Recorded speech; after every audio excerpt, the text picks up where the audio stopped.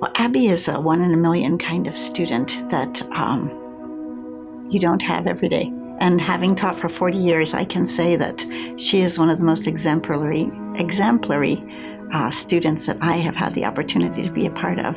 So my 3 trips in West Africa, I did a lot of humanitarian aid type stuff, things like water filters and grain distributions, and I would volunteer at pop-up clinics. And then this last summer I had the opportunity to go to Kenya for a couple weeks on the east coast of Africa and work out in a rural hospital there. So I would show up there most days and just help deliver babies, and a lot of times I'd look around and I would be the only one helping to deliver the baby. One of those times where I found myself pretty much on my own was there was a mom, wasn't making any noise, and she was crowning. I was like, oh, okay, there's no one else here. I could hear your voice, okay, this is what you do. These are the movements that are supposed to happen as the baby comes out. So I'm just kind of doing it, and it was not me. The baby just kind of slid out, but then there's another baby coming. And I was like, oh, it's twins. Okay. So as soon as the head had come out, the cord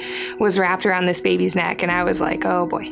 So at that point, I was really out of my depth, but I just said a prayer and just kept going with it. And I kind of grabbed that cord and ripped it around his neck, or untangled him.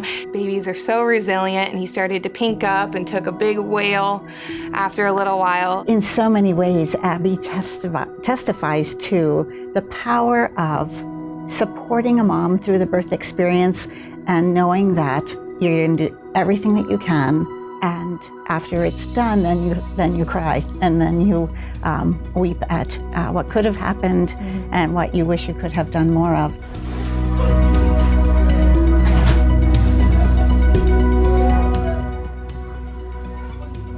It can be hard and dangerous and exhausting mentally, physically, everything, but totally worth it.